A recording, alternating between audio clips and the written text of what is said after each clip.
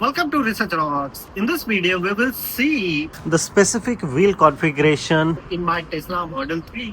How to find out? It's very simple process. Let's check it out. Just simply open the door, enter the car. After that, just simply open this setting, and inside the setting, you need to enter here the service.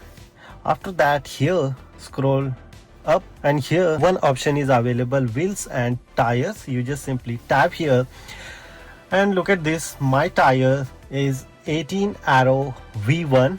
If you tap here, so here different aspect tire is also available. You should change this one, but by default is my tire size is 18 Arrow V2 is my tire size, wheel size, and here the tire I have currently in a winter tire. This is the simple way to check which tire arrow you have. So currently my tire is 18 Arrow V2. This is the simple way to check tires and wheels size exactly.